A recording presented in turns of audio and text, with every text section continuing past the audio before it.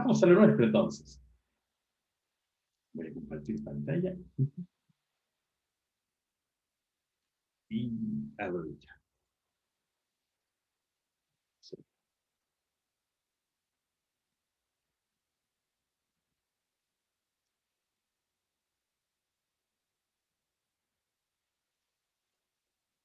Muy bien, estuvimos en la clase pasada introduciendo la noción de cláusula, si ustedes recuerdan, ¿no? Y llegábamos a ella, perdón, sí, bueno, ahí, desde la idea de predicación, ¿cierto? Estos dos conceptos para nosotros resultaban fundamentales. Recuérdenme, por favor, ¿qué es esto de la predicación? ¿Qué es importante? Y cómo llegamos al concepto de cláusula a partir de esa noción.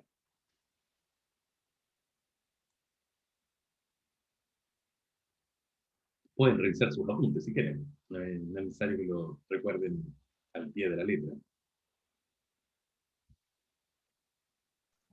Que la predicación era decir algo sobre alguien y la cláusula era la forma material de la predicación.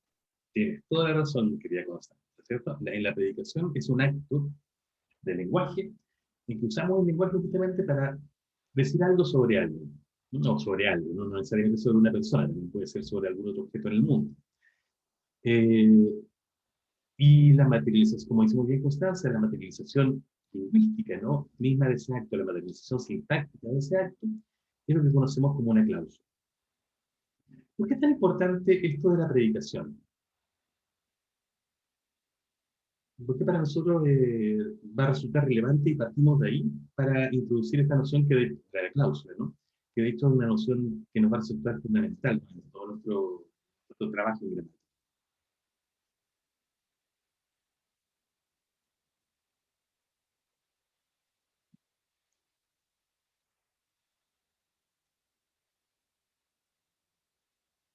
Acá lo pillé. Porque es la base de los análisis gramaticales, ¿o no? De las categorías gramaticales que estamos viendo. Sí, es cierto, tienes toda la razón, Francisco. De hecho, la cláusula va a ser, a pesar de que vamos a trabajar y vamos a introducir en un ratito más el concepto de oración, que probablemente es un nombre con el que también está familiarizado. La cláusula va a ser el marco, ¿no? En que nos vamos a estar moviendo en nuestros análisis. Pero eso, si bien es importante, sería más bien una razón metodológica, ¿no? ¿Qué razón más, que podríamos decir en términos un poco pedantes filosóficamente, que es una razón inmanente, ¿no? Es decir, es una razón como dentro del modelo mismo. ¿Qué otra razón, mirando hacia afuera, es decir, qué otra razón trascendente hay para que la predicación a nosotros nos resulte tan importante como para justamente, a partir de ella, establecer esta noción de cláusula, ¿cierto? Que como muy bien decía Francisco, va a ser el marco en que vamos a estar moviendo nuestros análisis.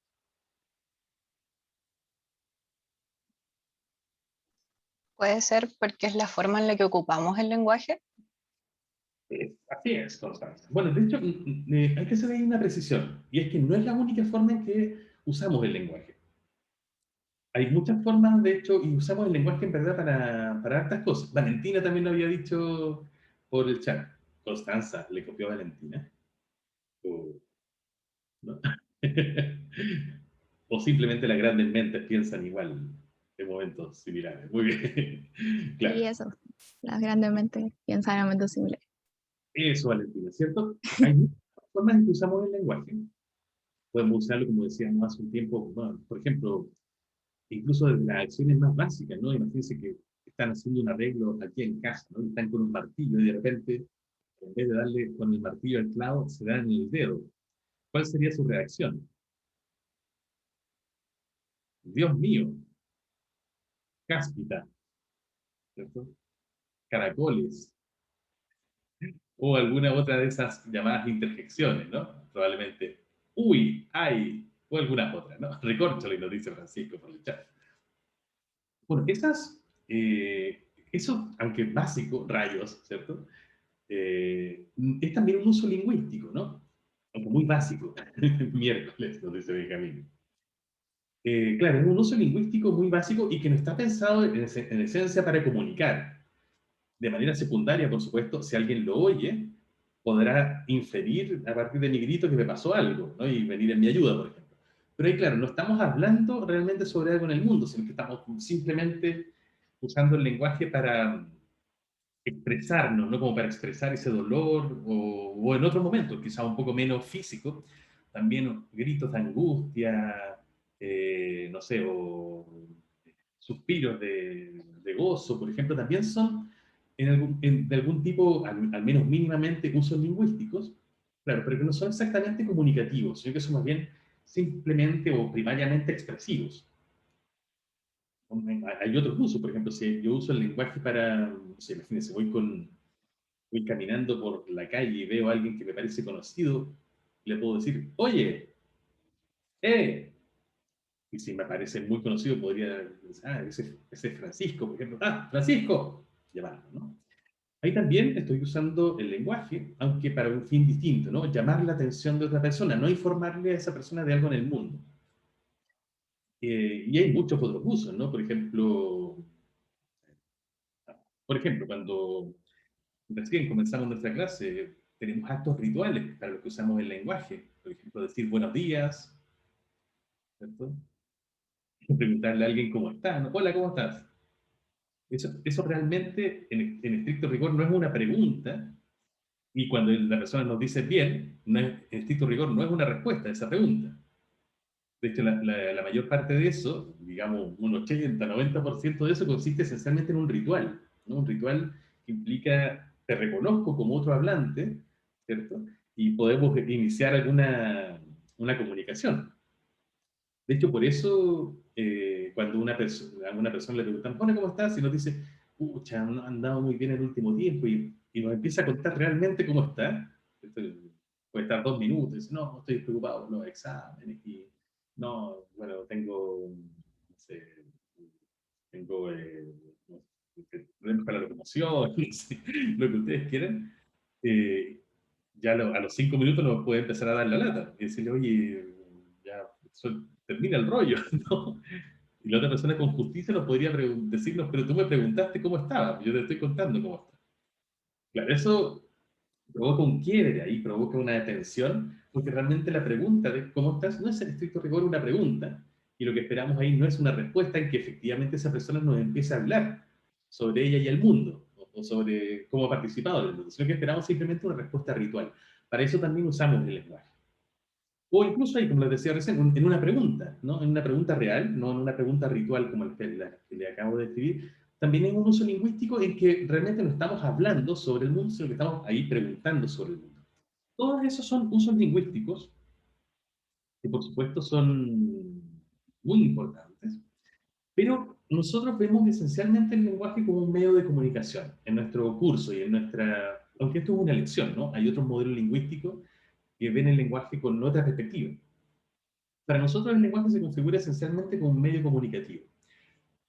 Y si es un medio de comunicación, entonces la función esencial del lenguaje es, evidentemente, comunicar. Y comunicar, de nuevo, y aquí llegamos entonces a la idea de predicación, implica, como nos decía muy bien Constanza, informar de algo sobre alguien en el mundo. Eso es comunicar. Entonces, a partir de esta elección que nosotros hemos hecho de perspectiva en nuestro modelo lingüístico, que es ver esencialmente el lenguaje como un medio de comunicación, eh, vemos que las emisiones que efectivamente informen sobre algo que ocurre en el mundo o algo que le ocurre a alguien en el mundo van a ser predicativas, y esta acción predicativa es esencialmente la que más nos interesa, y, como nos informaba muy bien Constanza, la materialización sintáctica de este acto de predicación, de decir algo sobre alguien en el mundo, es la cláusula. Así llegamos entonces a ese concepto que para nosotros va a resultar esencial y, como Francisco decía muy bien, va a ser el marco en que centremos nuestros análisis justamente sintácticos. ¿Bien? Bueno, esto tienen que recordarlo, ¿eh? Esta es pregunta de prueba seguro. Así que tengan esta grabación marcadita ahí, el 30 de junio, a las 10, de las 10:10 en adelante, marcado para que cuando tengan que repasarlo, respondan con eso. Bueno, y decíamos que dentro de todas las palabras que existen para ser más preciso, perdón, dentro de todas las categorías gramaticales, que como sabemos ya son aquellas categorías o grupos en que justamente agrupamos, valga la redundancia, las palabras, hay una que es especialmente importante y que típicamente se configura siempre como el centro, la parte nuclear de la cláusula. Y ese es el verbo. ¿Por qué decíamos que el verbo tiene esta condición tan importante que la hace sobresalir en relación con el resto de las categorías gramaticales?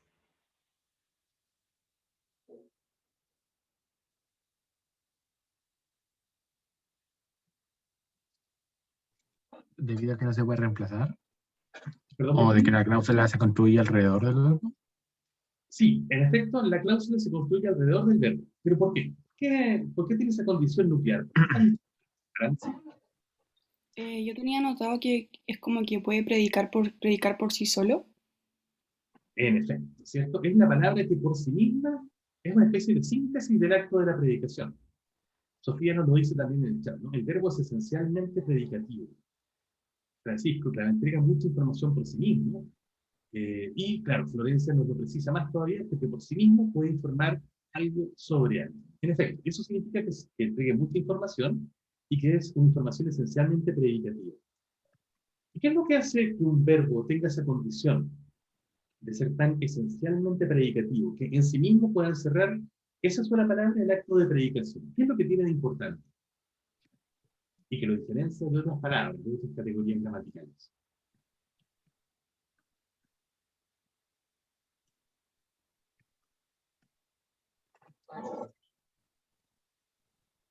Eso. Antonio nos da una respuesta que en realidad va un poco más allá de lo que yo les pido. Porque Antonio nos dice que informa a la persona, el tiempo, el modo, todo eso es cierto. Pero la información esencial para esta pregunta que usted estaba haciendo es lo primero, es información de la persona. El verbo tiene lo que llamamos un morfema de persona en la llamada desinencia verbal, es decir, en la terminación verbal. Y además tiene una raíz que típicamente es la parte más del contenido léxico más grueso, el contenido de significado más grueso del verbo. Y al combinar la raíz con la persona, tenemos el acto completo de predicación, ya que la persona nos indica de quién estamos hablando y el significado de la raíz nos indica lo que estamos diciendo de esa persona. Persona que puede ser persona humana, o también puede ser algún tipo de objeto. Ejemplifiquémoslo. Denme ustedes un verbo cualquiera. ¿El que prefieren? Original, por supuesto, no todas sus formas.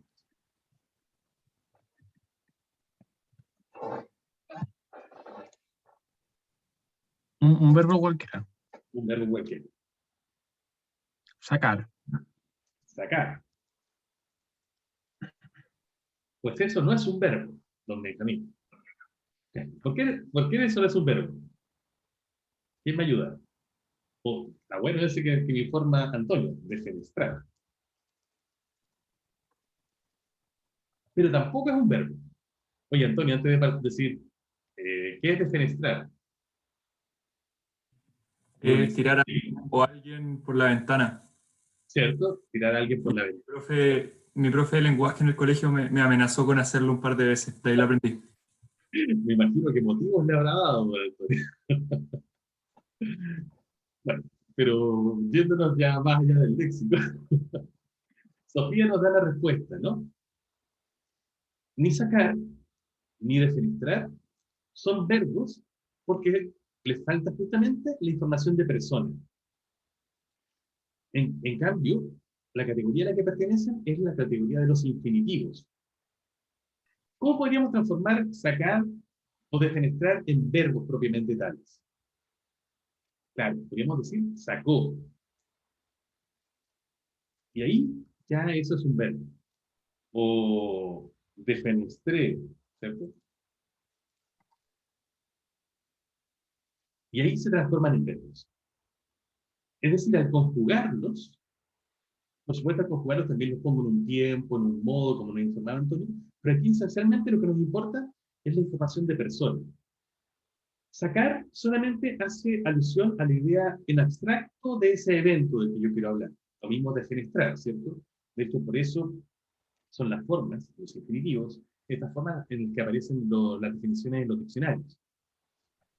Pero cuando las conjugo, por ejemplo, en la forma sacó o defenestré, las transformo realmente en verbos, justamente combinándolos con la noción de persona. ¿Qué quiero decir con esto? Que cuando yo digo sacó, no sé solamente la idea de que alguien ejecutó el evento de extraer algo de algún lugar, ¿cierto? Eso yo lo sé, pero eso también lo sabía en la idea de sacar. Yo, aparte de saber que al decir sacó, estoy diciendo la idea, estoy transmitiendo la idea de extraer algo de algún lugar, estoy además transmitiendo la idea de que quién lo hizo.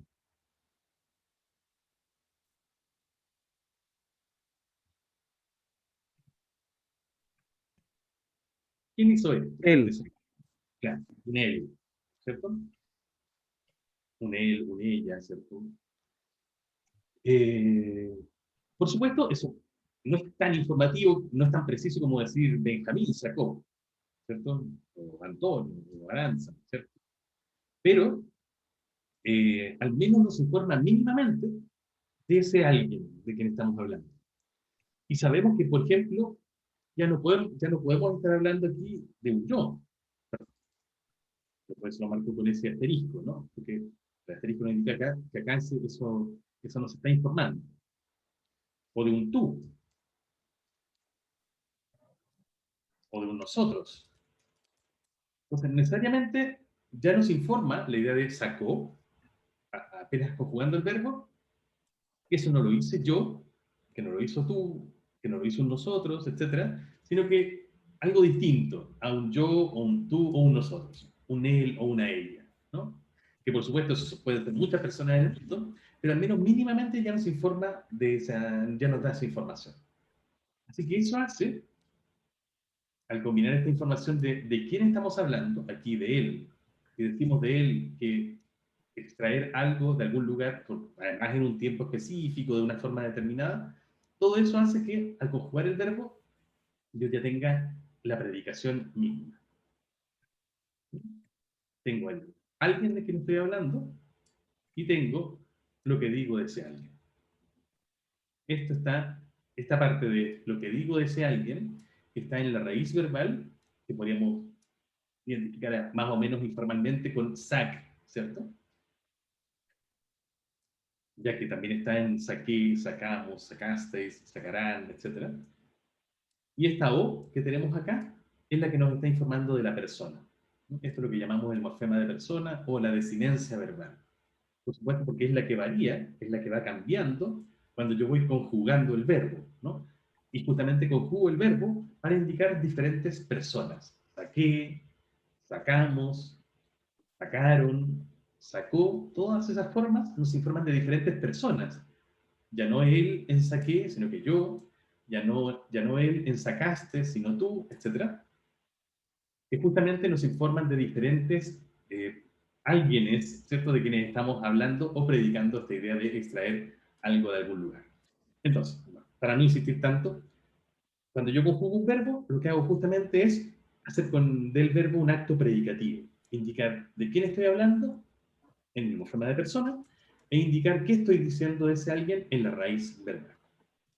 Y lo mismo podemos decir de defenestré, ¿no? Ya sabemos que defenestrar es, como nos decía muy bien Antonio, lanzar a alguien por la ventana. Eso no nos da la raíz verbal, la idea de defenestre, o el infinitivo, si ustedes quieren también, defenestrar. Pero la terminación aquí, defenestré, nos indica algo más, ¿cierto? Nos indica quién ejecutó ese evento en este caso en particular. ¿Cierto que es?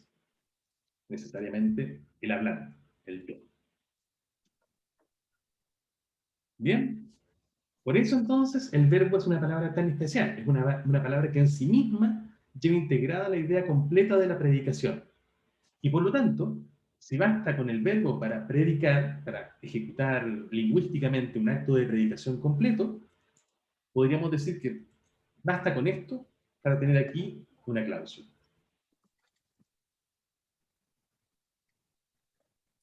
Voy a ponerlo en versalita, a ver si lo puedo poner para que se vea mejor.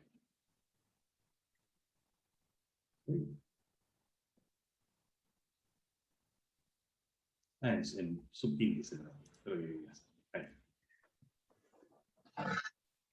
Lo mismo que en defenestré, ¿no? Si ya con defenestré yo sé que estoy hablando de un yo, y diciendo de ese yo lanzar a alguien por la ventana, con esto ya estoy materializando por completo un acto de predicación, y aquí también entonces ya tendríamos una clave.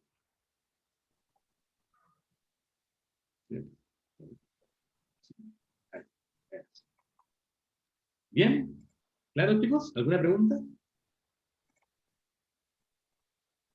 Ok. Bueno, decíamos también que en la clase anterior que si bien con el verbo ya, bueno, que también había otras formas de predicar verbalmente, pero que esas eran más bien no tan usuales, no son completamente inusuales, pero no son las que más usamos cotidianamente. Y desde el punto de vista sintáctico son un poco menos interesantes que las cláusulas verbales. Así que las vamos a dejar un poco apartadas. Y esas las estudian mucho más fuertemente la pragmática.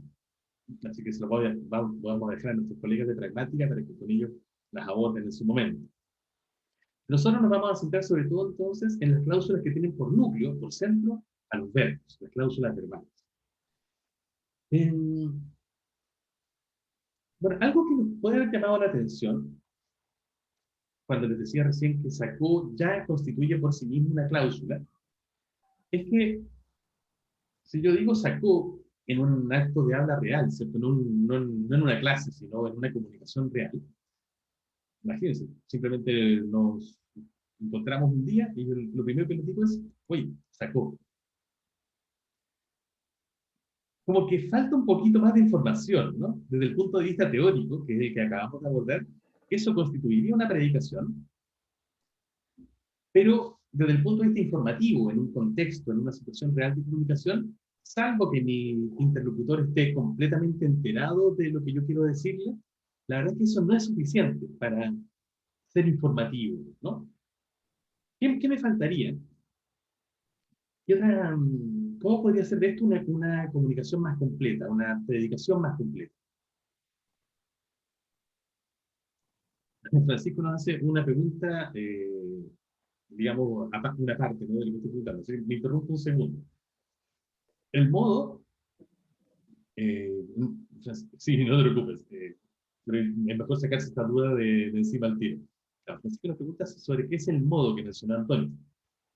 Lo que pasa es que cuando uno conjuga un verbo, como defenestré o sacó, no solamente en español lo conjugas indicando en esa terminación la información de la persona, sino que indicas algunos otros tipos de información. Por ejemplo, acá también, al conjugar sacar, el infinitivo sacar en la forma sacó, no solamente estoy informando que ahí fue un él, sino que también estoy informando que lo hizo en un pasado. Si yo dijera saca, ¿cierto? También estaría informando que es un él, pero estaría indicándolo ahí que es en presente. O sacará, también me sirve para indicar un él, pero en ese caso en futuro. Entonces, la terminación o, hará, a, etc., todas esas terminaciones nos indican no solamente la persona, sino también otra información como el tiempo. Y otra información que típicamente está ahí es la información que llamamos modo, y que es una información bien polémica, ¿no? Después lo vamos a tratar con más calma, pero es una información que, grosso modo, nos indica algo así como la actitud que tiene el hablante frente a lo que está diciendo. Si tiene más bien certeza frente a lo que dice, usa el modo indicativo, que es el modo más neutral del español, que es justamente lo que tenemos aquí, sacó. En cambio, si uno tiene ciertas incertezas frente a lo que está diciendo, típicamente conjuga el verbo en el modo llamado subjuntivo. Por ejemplo, en este caso, en España, nos habría quedado la conjugación como sacara. En vez de sacó, sacara. Que se usa, por ejemplo, en estructuras como sería bueno que él sacara un 7, por ejemplo. O o sería bueno que él sacara el auto del garaje. En que estamos indicando no algo que realmente haya ocurrido o que pensamos que va a ocurrir, sino que estamos expresándolo más bien como dentro de un deseo. Entonces, muy grosso modo y muy esquemático, la idea es que ahí el subjuntivo se combina mejor con las ideas más relacionadas con la irrealidad. Mientras que el indicativo, como sacó, sacará, saque, por ejemplo, todas esas formas, están más relacionadas con eventos que pensamos que en efecto han ocurrido en el mundo. Esto es solamente un bosquejo muy introductorio, pero más o menos va por ahí. ¿Bien? Muchas gracias. Sí, sí, sí. Un placer, Francisco. Bueno, decíamos entonces, volviendo a la pregunta anterior, que en el caso de sacó, que yo decía aquí recién, le ilustraba como una cláusula, la verdad es que un acto real de comunicación puede resultar a veces pobre informativamente. ¿Qué, qué me preguntaría quizás uno de ustedes si yo lo saludo y la primera palabra que les digo es sacó? ¿Qué me preguntaría? Aparte de si me volví loco. Claro, ustedes me podrían preguntar, bueno, ¿quién? Porque claro, porque a pesar de que ya sepan que no fui yo, y que obviamente no fueron ustedes, claro, si yo dijera saqué, ahí ustedes no me preguntarían quién, porque claramente estaría apuntando a mí mismo. Pero al decir sacó, que nos indica un él, o una ella, por supuesto, en realidad es usted abierta a cualquier persona en el mundo que no sea ni yo, ni el hablante, ni el tú, el oyente. Y por supuesto son muchísimos. Así que una pregunta válida, para ser más preciso, sería ¿quién es el que sacó? Pero, ¿qué otra es? Entonces podríamos indicar, bueno, dígame usted, ¿quién puede ser el que sacó? A ver, ¿quién será el sacador en nuestro ejemplo?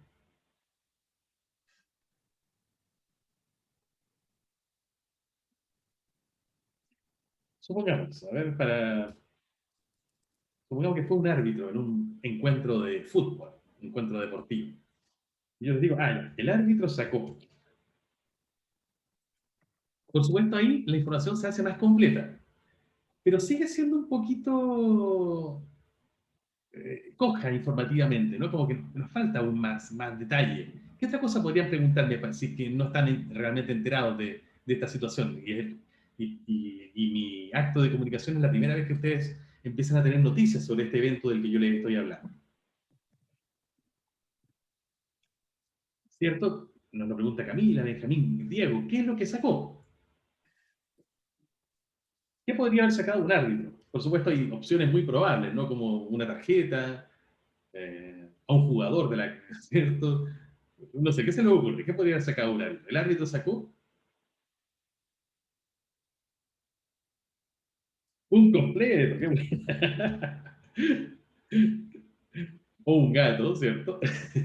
Un penal. Pero me gustó el completo. El árbitro sacó un completo, porque es bastante inesperado, ¿no? O un 7 en la prueba de gramática. Bueno, con el árbitro sacó un completo, ya tenemos una idea bastante más eh, coloreada, podríamos decir, ¿cierto? Del evento completo del que estamos hablando. Insisto, con el verbo mismo sacó, ya lo básico está ahí, porque nos está indicando del evento de extraer, que alguien extrae algo de algún lugar, y sabemos que es un él o una ella. Pero cuando rellenamos esa información con el árbitro como un sacador, perdón, el árbitro como el sacador y el completo como lo sacado, ya por supuesto esto nos ilustra algo mucho más rico, ¿no? más colorido, como decíamos recién. Pero por supuesto, no es la única información que podríamos dar. También podríamos decir en qué circunstancias sacó un completo. Por ejemplo, podríamos decir en medio del partido. Y esto vuelve la situación bastante más absurda, ¿no? Bastante más divertida de relatar. ¿Cierto? Y ahí tendríamos, por supuesto, ya una predicación bastante más completa sobre el mundo. Y esto, por supuesto, seguiría siendo también una cláusula.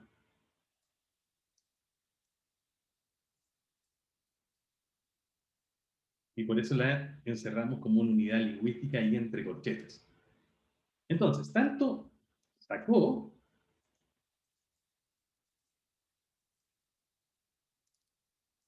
como el árbitro sacó un completo en medio del partido, son ambas cláusulas. Lo que pasa es que sacó es una cláusula con lo mínimo que puede tener una cláusula. Mientras que el árbitro sacó un completo en medio del partido ya es bastante más informativa porque le estoy añadiendo justamente más datos, ¿no? Y esos otros datos son, como ustedes decían muy bien, ¿quién lo hizo? El árbitro. ¿Quién sacó, quiero decir? ¿Qué es lo que sacó? Un completo.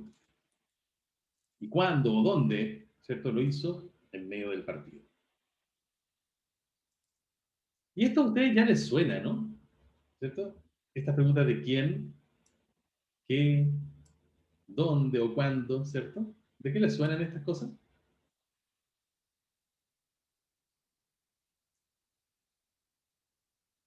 De las preguntas Q, muy bien, Coloma, ¿cierto? Son justamente las preguntas Q apuntan a este tipo de informaciones, a este tipo de datos que están en la cláusula, porque justamente estos son los constituyentes. Los otros constituyentes, aparte del verbo, que configuran esta cláusula. Por supuesto, con sacar, no solamente puedo informar que el árbitro sacó un completo en medio del partido, sino que si tengo el mismo verbo sacó, ¿no? El mismo verbo sacó, ustedes me dieron otros ejemplos, ¿no? Como por ejemplo, el árbitro sacó un 7 en la prueba de gramática, nos decía Elisa. Ahí.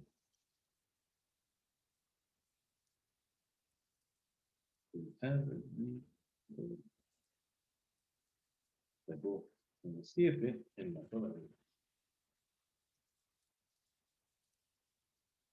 Que por supuesto aquí ya nos informa de un evento completamente distinto y en que únicamente coinciden el evento mismo de sacar y en este caso el protagonista, el árbitro. Pero claramente la idea de lo sacado, incluso aquí se modifica un poco la idea de sacar que hay en un completo, ¿no? De que es como apunta a la idea de obtener, otra acepción del verbo sacar, y en la prueba de gramática son otros constituyentes de esta cláusula, y por supuesto con todo esto se configura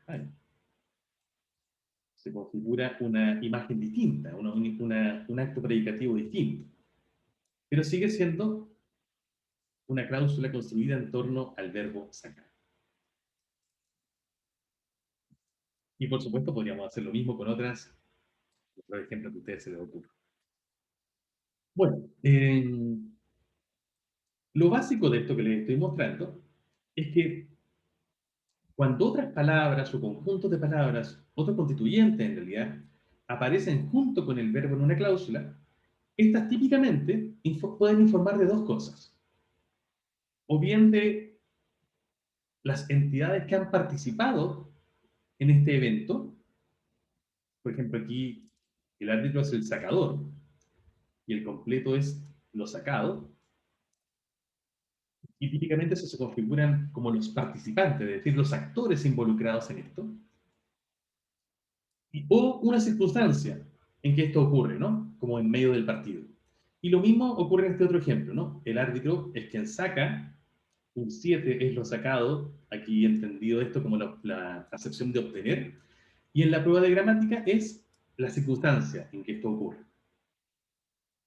Entonces, cada vez que yo elijo no predicar solamente con el verbo, que es el elemento nuclear, el central de la predicación, sino que quiero armar una cláusula más compleja, con más información, lo que yo hago es añadir o bien a los participantes, a los actores involucrados en este evento, como el árbitro y el completo, por ejemplo, o circunstancias que rodean este evento.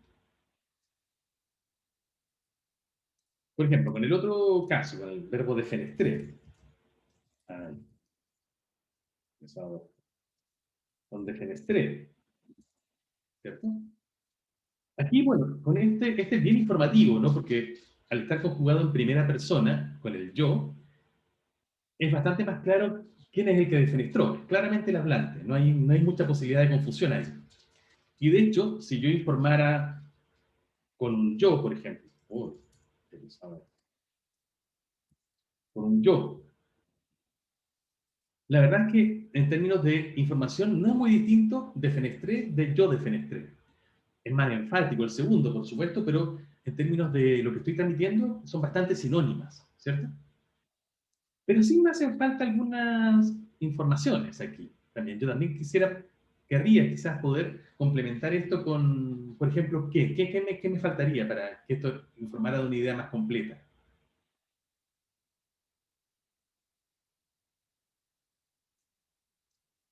Recuérdanos, Antonio, el significado de defenestrar. Tirar algo o alguien por la ventana. Exacto, tirar algo o alguien por la ventana. Claro, Benjamín entonces nos pregunta, ¿a quién defenestré? ¿No? ¿Y a quién podríamos haber defenestrado?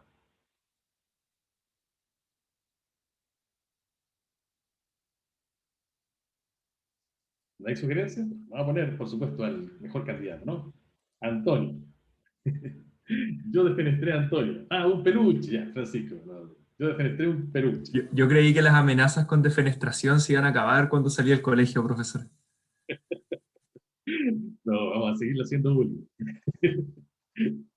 Claro, o yo defenestré un peluche, ¿cierto? Y podríamos, bueno, con eso ya está bastante informado, pero también podríamos informar, por ejemplo, en qué momento hice eso, ¿no? O quizás, volviendo a Antonio, ¿no? Su profesor de enseñanza media podría escribir en sus memorias, ¿no? Yo, defenestré a Antonio, y me podría querer informar en qué momento lo hizo. ¿En qué año pasó esto, Antonio? En segundo medio. Perfecto. En una clase de su segundo medio, por ejemplo. ¿Y en qué año en particular habría sido eso? 2017. En el 2000. Entonces ahí estaríamos ya informando con una cláusula bien completa, bien colorida, ¿no? Con alta información de no solamente el acto de fenestré, sino, aunque aquí un poco redundantemente, de quién, yo,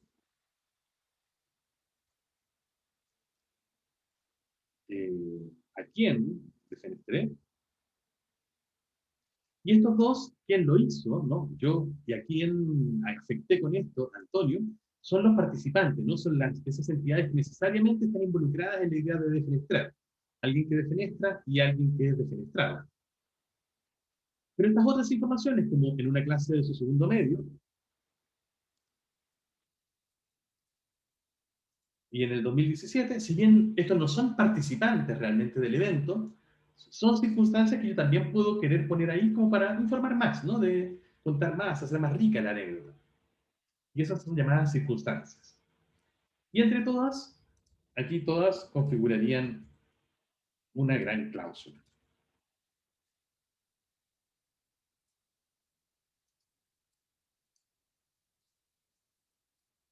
Entonces, típicamente en una cláusula, nos podemos encontrar, si se trata de una cláusula mínima, solamente con el verbo, pero eso es bastante raro, porque si bien con el verbo bastaría, típicamente nosotros no solamente queremos comunicar cuando lo mínimo, cuando estamos hablando con alguien, sino que también queremos expresarnos y hacer más rica nuestra comunicación, y por eso típicamente damos más información en otros constituyentes.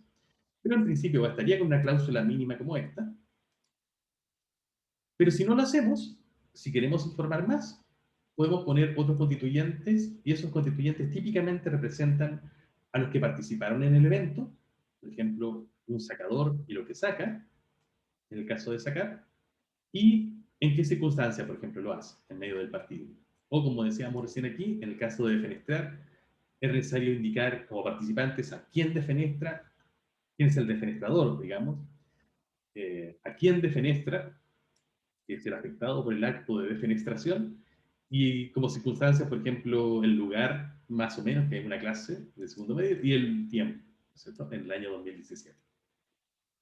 Y ahí tendríamos una cláusula ya ampliada, con más información. A pesar de que, por supuesto, lo básico se encuentra aquí, en el verbo, defenestré o sacó, y es por eso que ese se entiende como el núcleo de las cláusulas. ¿Hasta ahí alguna pregunta, chicos? ¿No? Súper. Bueno, cuando tenemos una cláusula armada de esta manera más completa, eh, bueno, esto ya lo decíamos recién, pero el verbo se entiende como el núcleo de la cláusula.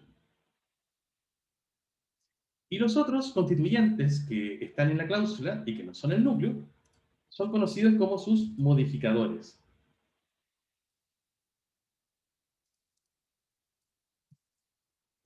Entonces, en un ejemplo como este, yo es un modificador, defenestré es el núcleo, Antonio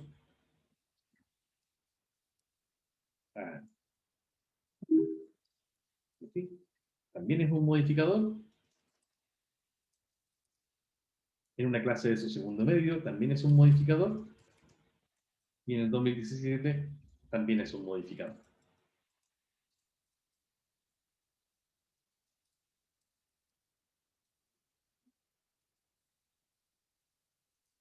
Entonces, en una cláusula, siempre que no se trate de una cláusula mínima en que solamente encontremos el verbo conjugado, nos vamos a encontrar con un núcleo, que es el verbo, y con modificadores, que son todos los otros constituyentes, que no son el núcleo. Y aquí encontramos entonces otras dos palabras, otros dos términos con los que nos vamos a estar encontrando permanentemente. La idea de núcleo y la idea de modificador. Y los vamos a definir de esta manera. Esto también es una definición que vamos a ir trabajando y aportando más datos, pero que quiero que aprendan de una manera muy precisa. Un núcleo es una palabra que cumple con dos condiciones esenciales. La primera, orienta la interpretación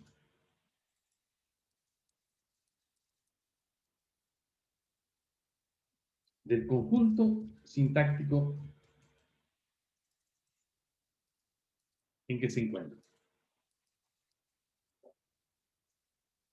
Es la que guía la interpretación de todo el conjunto donde está. Y en segundo lugar,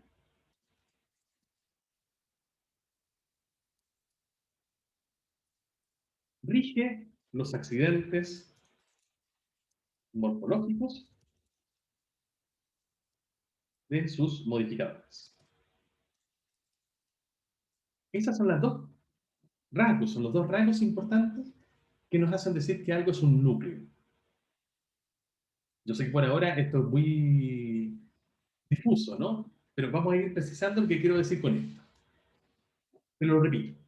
Los dos grandes rasgos que configuran o que hacen que algo sea un núcleo son, primero, que orienta interpretativamente al conjunto completo en que se encuentra y por eso guía la interpretación de sus modificadores, excepto desde el punto de vista del significado, y que además rige los accidentes morfológicos de estos modificadores, de estos elementos que lo están acompañando. Y los modificadores simplemente entregan en este caso ya que uno solo, información adicional que enriquece el significado del núcleo.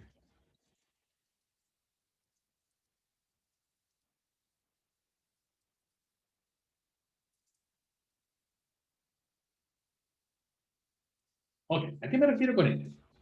Perdón, Magali me hace una pregunta. Ok, Magali me pregunta sobre la diferencia entre predicación y núcleo. Ya. La predicación es el acto completo comunicativo que yo uso para informar algo sobre alguien en el mundo. Es decir, cada vez que uso el lenguaje para contar una noticia, para chismorrear, para decir algo sobre alguien, en ese caso estoy haciendo un uso lingüístico predicativo. Estoy usando el lenguaje para predicar. Predicar entonces es simplemente decir algo sobre alguien. Y la materialización lingüística, la materialización sintáctica de la predicación, puede darse de diferentes formas. Puede darse de una manera mínima, como por ejemplo simplemente con un verbo, como sacó, o defenestré, o cualquier verbo que a ustedes se les ocurra.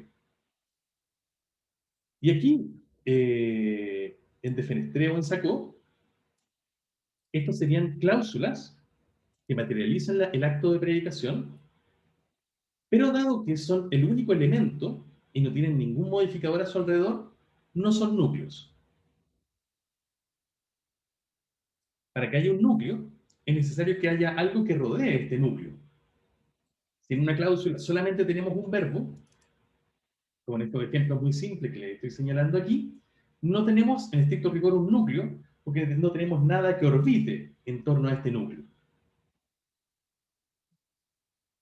En cambio, en los ejemplos que tenemos acá, el árbitro sacó un completo en medio del partido, todo esto, el árbitro sacó un completo en medio del partido, es la materialización de un acto de predicación, de un acto de informar sobre algo o alguien en el mundo, y por lo tanto es una cláusula. Pero aquí hay varios constituyentes. Uno es el árbitro, otro es sacó, otro es un completo, y otro es en medio del partido. Y sabemos que son constituyentes, podríamos aplicar las pruebas, etc. Pero de entre todos estos constituyentes, solamente sacó es el núcleo. ¿Y cómo sabemos que es el núcleo? Porque cumple con estas condiciones, con estos rasgos. ¿Cierto? Que orientan la interpretación del conjunto en que está y rigen los accidentes morfológicos de los subordinados, los modificadores. ¿Cierto? Y los modificadores enriquecen la información del núcleo. Entonces son todos, pero es bueno que hagan estas preguntas, ¿no? Porque son todas informaciones relacionadas las que estamos viendo, los conceptos están todos relacionados, y es importante aclarar a qué corresponde cada uno de estos nombres. Súper. Bien. Vamos a la primera parte, y con esto ya vamos a ir terminando nuestra sesión de hoy día. A la primera parte de la definición de este núcleo, ¿no? ¿Qué quiere decir que un núcleo oriente la interpretación del conjunto sintáctico en que se encuentra? La verdad es que esto es algo muy sencillo. Supongamos este ejemplo que tenemos aquí. El árbitro sacó un completo en medio del partido.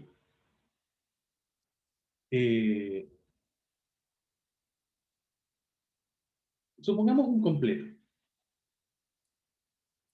Un completo es algo que una persona puede... Es un objeto en el mundo, ¿cierto? Una palabra que, en este caso, un constituyente que hace referencia a un objeto en el mundo. Pero ese objeto en el mundo, un completo, puede sufrir o hacer muchas cosas en el mundo. Por ejemplo, un completo puede ser devorado, ¿cierto? Un completo puede ser fabricado o hecho. ¿Qué más? ¿Qué otras cosas puedo hacer con un completo?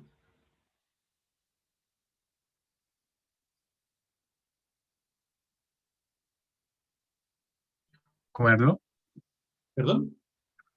comerlo, Esto puede ser comido. Pero también un completo puede ser arrollado. Un completo puede ser despedazado. Un completo puede ser, no sé, desintegrado. Un completo puede ser abandonado. Un completo, no sé, puede ser, no sé, incluso si lo pisado, nos dice Florencia, roto, nos dice Francisco, claro, todos esos son muy buenos ejemplos, ¿no? Entonces, un completo representa un objeto en el mundo al que le pueden pasar muchas cosas. O también el completo puede ser alguien que haga cosas en el mundo, ¿no? Porque el completo puede darle a alguien dolor de guata, puede enfermar a alguien, o puede satisfacer a alguien, o se puede engordar a alguien. ¿De qué va a depender de cómo yo interprete a este completo? ¿Qué es lo que está pasando en este completo? Va a depender de cómo yo lo ubique con respecto al verbo. En este caso en particular, de que el árbitro sacó un completo en medio del partido, yo sé que un completo no es algo que haya sido devorado. Yo puedo quizás inferir que alguien se lo comió después. Pero, sí, pero aquí tampoco sé si alguien lo pisó, lo despedazó, lo arrojó. No lo sé.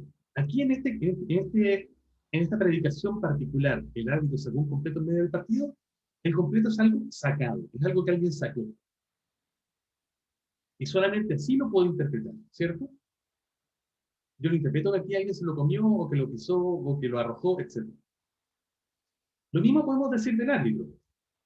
El árbitro aquí, el árbitro es alguien que puede hacer muchas cosas. El árbitro puede sancionar, el árbitro puede correr, el árbitro puede saltar, el árbitro puede estar involucrado en un montón de eventos. Pero aquí, en este evento en particular que estamos relatando con esta cláusula, con esta predicación, el árbitro es un sacador de completos, ¿cierto? Es quien saca un completo. Eso es esencialmente lo que estamos informando. ¿Y cómo sé yo eso? ¿Cómo sé que aquí el árbitro no está pitando algo me falta, el árbitro no está corriendo, el árbitro no está saltando, porque el verbo me informa cómo yo tengo que entender qué es lo que está haciendo este árbitro. Y en medio del partido lo mismo, ¿no? En medio del partido pueden ocurrir mil cosas. Alguien puede lesionar a alguien, puede anotarse un gol, puede empezar a llover, un montón de cosas. Pero en este caso en particular hubo un acto de que alguien sacó algo. Eso es lo que estoy informando, y eso lo digo esencialmente con el verbo sacó. Eso quiere decir entonces que el verbo, el núcleo verbal en este caso, orienta interpretativamente el conjunto en que se encuentra, ¿no? Le dice a todos los otros constituyentes, que en este caso son los modificadores, cómo tienen que entenderse. Sacó le dice al árbitro que se tiene que entender como el que sacó algo, el sacador. Mientras que un completo debe entenderse como lo que sacó ese árbitro, mientras que en medio del partido debe entenderse como la circunstancia en que ocurrió este acto de sacar. Desde otra perspectiva, todo esto nos habla de un evento en el mundo, toda esta cláusula nos habla de un evento que ocurre en el mundo, y su mejor representante, ¿cierto? La palabra que mejor representa la idea de un evento que ocurrió en el mundo es justamente el verbo. Eso quiere decir que orienta interpretativamente el conjunto sintáctico en que este núcleo se encuentra. Si lo contrastamos con el segundo ejemplo que teníamos, el árbitro sacó un 7 en la prueba de gramática, el árbitro sigue siendo el sacador de algo, y aquí un 7 se tiene que reinterpretar, perdón, tiene que interpretarse justamente como lo sacado, ¿no? Igual que un completo, aunque en un sentido distinto, ¿no? Aquí se produce una interacción entre este elemento y el significado de sacar. Y la circunstancia también es distinta. Pero es esencialmente el verbo sacar el que le informa a los otros constituyentes cómo tienen que interpretarse. Porque, de nuevo, un árbitro puede hacer un montón de cosas. Un 7 puede ser muchas cosas también. Y en la prueba de gramática es una circunstancia en que también muchas cosas pueden pasar. Pero todas ellas se entienden de una manera específica porque el verbo, el núcleo, es la palabra que esencialmente les informa cómo tienen que entenderse. Y finalmente, lo mismo, ¿no? Para defenestrar. Yo, en la cláusula, yo defenestré a Antonio en una clase de segundo medio en el 2017.